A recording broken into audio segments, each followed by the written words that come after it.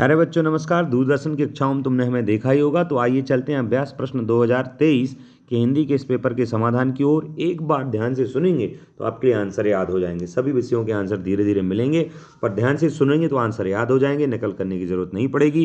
कोई चीटिंग हम कर नहीं रहे हैं। तो शुरू करते हैं। पहला ही क्वेश्चन। शुरू करने से पहले सब्सक्राइब कर लो और ग्रुप से जुड़ना है तो 8889995226 इस पर मैसेज कर सकते हैं। शुरू करते हैं। पतंग कविता इनमें से किसके लिए प्रसिद्ध है? तो पतंग कविता है तो प्रतीकों से संबंधित है, तो यह प्रतीकों के लिए प्रसिद्ध है। पहला ही ऑप्शन दिया गया है, तो प्रतीकों के लिए, चित्र विधान के लिए, बिंब विधान के लिए, व्यंग्यार्थ के लिए। व्यंग्यार्थ तो नहीं है, प्रतीकों के लिए, ठीक है ना।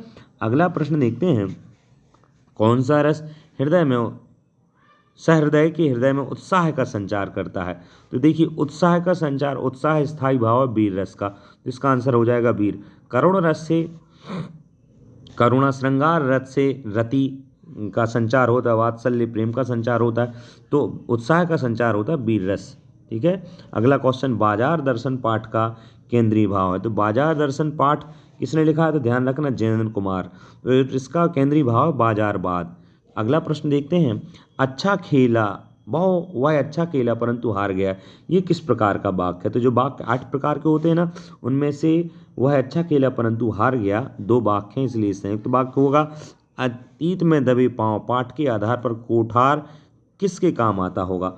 अतीत में दबे पांव के आधार पर कोठार किसके काम आता होगा?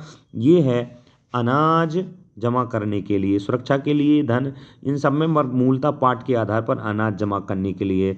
ओम थानवी का ये पाठ है, ठीक है। अगला प्रश्न है, इसके लेखक हैं। इनमें से कौन सा पत्रकार का प्रकार नहीं है? तो पूर्णकालिक, अंशकालिक, संवाददाता या फ्रीलांसर। तो संवाददाता पत्रकार का प्रकार नहीं है, पर आ जाता है, पर ये मूलतः पुस्तक के आधार पर 3 पत्रकार के प्रकार हैं। सब्सक्राइब आपने कर ही लिया होगा, लाइक कर ही लिया होगा। दूसरा प्रश्न देखते हैं, क्या है भाई? तुमने खालिस्तान को सहूलियत से बरतना कभी नहीं सीखा। भाषा, व्यवहार और बोली। तो यहाँ पर भाषा को सहूलियत से बरतना कभी नहीं सीखा। वैसे तो यहाँ व्यवहार होना चाहिए, पर तुमने व्यवहार को सहूलियत, पर भाषा यहाँ पर बहुत अच्छा ऑप्शन है, तो भाषा ही इसमें आंसर है। श्रृंगार काल का अन्य नाम क्या है? तो श्रृंगार काल स्वर्ण काल माना जाता है, पर कई बार इसका रीति काल भी उत्तर मिलता है, पर स्वर्ण काल आप इसको समझें। काव्य में बिंब को खालिस्तान माना जाता है, काव्य को बिंब में शब्द चित्र माना जाता है। बाजार में एक जादू है, इसका आंसर। शब्द, जब एक ही शब्द की पुनरावृत्ति होती है तो उसे खालिस्तान शब्द कहते हैं, पुनरुक्त शब्द युग में कहते हैं। अगला प्रश्न है। आप दोनों की देखा देखी सेक्शन की घड़ी भी खालिस्तान हो गई, तो कौन सी हो गई? सुस्त हो गई, गतिशील व्यस्त नहीं, सुस्त हो गई। संपादकीय को खालिस्तान की आवाज़ माना जाता है। संपादकीय को आम जनता की आवाज़ या अखबार या दुनिया, तो आम जनता की आवाज़ माना जाता है। अगला प्रश्न देखते हैं, क्या दिया है। अगला प्रश्न है, कविता के बहाने, ये जोड़ियाँ मिलानी है आपके लिए। तो कविता के बहाने की जोड़ी किससे मिलेगी? तो कविता के बहाने जो रचना है वो कुंवर नारायण जी की, तो इससे मिला दीजिए।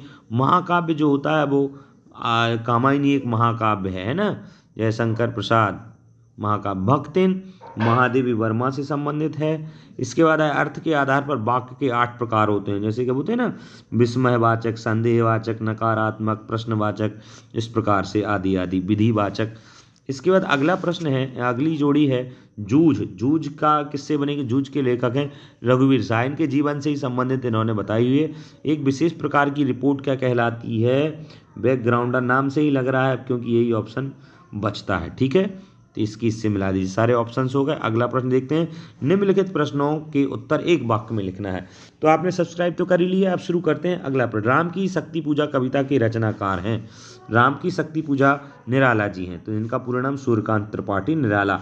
विस्तृत काव्य वाले, कलेवर वाले काव्य को कहते हैं महाकाव्य या रसात्मक वाक्य महाकाव्य, या फिर और भी इसके लक्षण होते हैं। रमणीय अर्थ प्रतिपादक सब काव्य महाकाव्य कहलाता है वो। फिर महाकाव्य में सर्गबंधो महाकाव्य में इसका होता है। एकांकी में एक अंक होता है। वद्री केदार के रास्ते कैसे? तो वद्री केदार के रास्ते सकरे हैं, इसका आंसर हो जाएगा सकरे गए। गागर में सागर भरना मुहावरे का अर्थ क्या है? गागर में सागर बनना मुहावरे का अर्थ यानी कम शब्दों में अधिक कहना, गागर में सागर बनना होता है। रोजी रोटी की तलाश में आए यशोधर पंत ने किसको शरण दी? किसने शरण दी? तो भाई रोजी रोटी में आय को शरण किसने दी थी? तो ये वो पाठ पढ़ा होगा सिल्वर, तो एक सिल्वर से तो एक किशन ने इनको शरण दी थी, पंत को, यशोधर पंत को किशन ने शरण दी थी, तो इसको किशन हो जाएगा। HTML का फुल फॉर्म, ये वो जयनंद कुमार का जो पार्ट है, तो HTML का हाइपर टेक्स्ट मार्कअप लैंग्वेज है। ये कोई भी साइट को डिजाइन करने में इसकी सीखने की ज़रूरत होती है। अब आपको सत्य सत्य बताना है। जो बच्चे दिशाओं को ढपली की तरह नहीं बजाते हैं इसलिए इस गलत हो गया। ये मुक्तक को प्रगीति गलत छपा, प्रगति भी कहा जाता है, बिल्कुल सही है। सीरीज को अवभूत लिख दिया, जबकि अवधूत होना चाहिए। अगर अवभूत है तो ये गलत हो गया, और अवधूत है तो ये सही है, मिसप्रिंट है वैसे। लोकोक्ति भी को कहावत भी कहते हैं, बिल्कुल सही है। मनोहर श्याम जोशी को साहित्य अकादमी पुरस्कार से सम्मानित किया गया। हाँ। नाटक की मूल विशेषता समय का बंधन बिल्कुल न होना है, नहीं ये गलत है, समय का बंधन होना है। अगला है नई कविता के दो कवियों के नाम और दो एवं प्रत्येक की एक एक रचना। दो कवियों के नाम आपको कम से कम लिखना है। तो पहला कवि, जैसे नई कविता के पहले कवि दुष्यंत कुमार भी हैं, या भवानी प्रसाद मिश्र हैं, कुंवर नारायण भी हैं नई कविता के। अब इनकी एक एक रचना है। दुष्यंत कुमार की जैसे सूर्य का स्वागत है, दुष्यंत कुमार की सुनी होगी। फिर भवानी प्रसाद मिश्र की सन्नाटा है। कुंवर नारायण की चक्रव्यूह है, ये नई कविता के कवि हैं।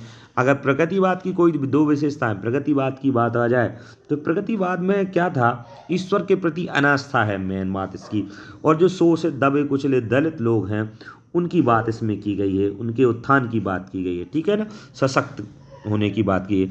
शीतल वाणी में आग होने का क्या अभिप्राय, यानी बोल तो नम्रता से रहे पर उसमें आग है, इसका मतलब विरोध। शीतल वाणी में आग यानी विरोध। थके हुए पंथी के जल्दी जल्दी चलने का कारण लिखिए। थके हुए पंथी के जल्दी जल्दी चलने का कारण है कि वह अपने परिवार के लोगों से मिलना चाहता है, या उसके परिवार के लोग उसका इंतजार कर रहे हैं। इसके बाद कोई दो खंड काव्य और उनके रचनाकारों के नाम लिखना है आपको। तो दो खंड का बहुत सारे हैं, जैसे पंचवटी है तो उसकी रचनाकार है मैथिली शरण गुप्त हैं। सुदामाचरित है तो नरोत्तम दास जी हैं उसके, इस प्रकार से। अब ओज गुण संपन्न कविताओं की दो विशेषताएं लिखिए। तो ओज गुण संपन्न कविताओं की रचना, तो इनमें जो वर्ण होते हैं वो महाप्राण से संबंधित वर्ण होंगे। इसके साथ साथ वीर रस होगा, उत्साह, स्थायी भाव, रौद्र आदि। तो ओज गुण संपन्न ये रचनाएं होती हैं जिनमें देश प्रेम इनका भाव होता है, या किसी राजा की वीरता से संबंधित बात होती है। संदेह अलंकार की परिभाषा है कि इसमें किसी मुद्दे को लेकर संदेह होता है और वह संदेह अंत तक बना रहता है, उसका समाधान नहीं होता, ये संदेह अलंकार हो गया।